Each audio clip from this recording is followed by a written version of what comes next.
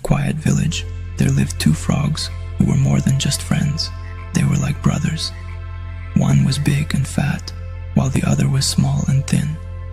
Despite their differences, they were unbreakable, always hopping around together and exploring their world.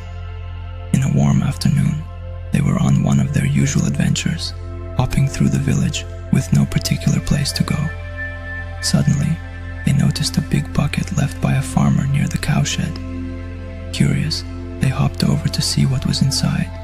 The bucket was tall, so they couldn't see what was inside. Without thinking, they jumped in. To their surprise, the bucket was filled with milk. The sides of the bucket were too slippery to climb, and soon they realized they were stuck. As time passed, the bigger frog began to get tired.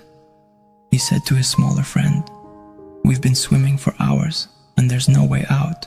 We're going to drown. It's inevitable." But the smaller frog said, "No, we can't stop now. We've faced hard times before and always found a way. We have to keep swimming. Someone will help us, or we'll find a way out if we don't lose hope." And so they swam and swam, the minutes dragging into hours. As the sun set, the big frog's hope finally gave out. "I can't do this anymore. It's pointless. No matter how hard we try, we're still going to drown." With that, the big frog stopped swimming and slowly sank into the milk. The smaller frog was heartbroken. His best friend was gone. Even though he was sad, the smaller frog kept swimming, not just for himself, but for the memory of his friend. "I won't let your sacrifice be for nothing," he whispered. He kept kicking, remembering all the good times they had shared. As the night went on, something miraculous happened. The milk began to thicken.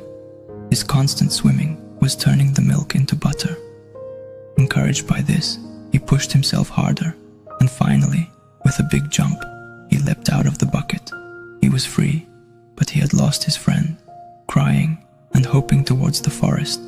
Though he was sad, he knew life had to go on. A year later, the small frog found a mate and started a family.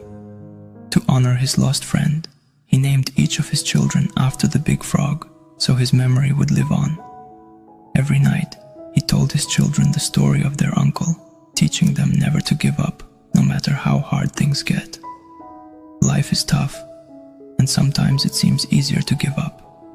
But remember, as long as you keep trying, there's hope. You may not always win, but you'll never know what you can do until you try. If this story helped you, please share it with others and make a comment.